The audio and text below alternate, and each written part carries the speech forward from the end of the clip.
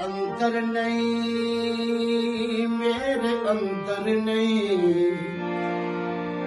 मेरे अंदर नहीं,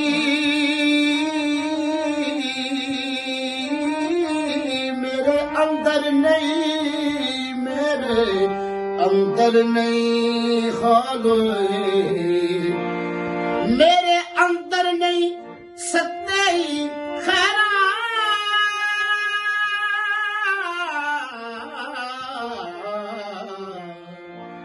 मेरे अंदर नहीं सत्ते ही खैरा,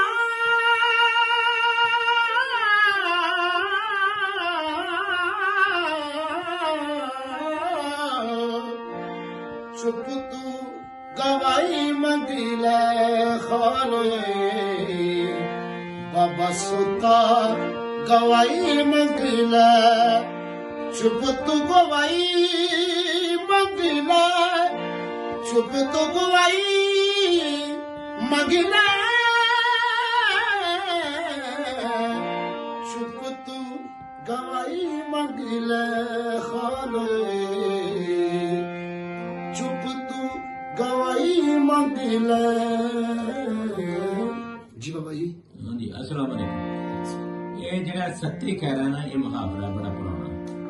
सत्ते खैरा का मतलब सत्त नहीं, मतलब मुकम्मल खैरा, पूरियां खैरा।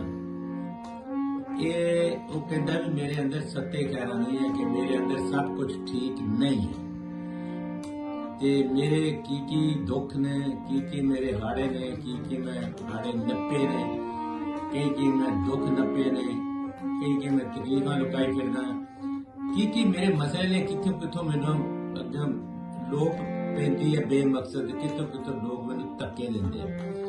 एक लंबी कहानी है इंसानियत की कि इंसान नाल किथे किथे की होण दिया। उन्हें इको गल मुका दी है कि मेरे अंदर सत्ते खैरा नहीं हूँ।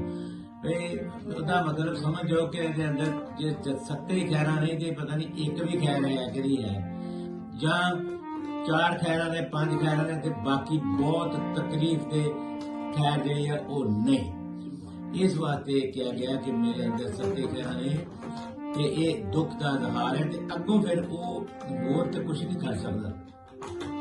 हूँ एक इतनी नफीस गल की कि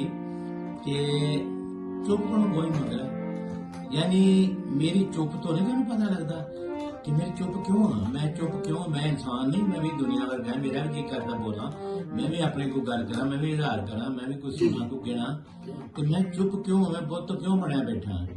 ये गवाही है, जे तेन नहीं यकीन आता कि मेरी चुप तो गवाही मंग रहा है। Thank you.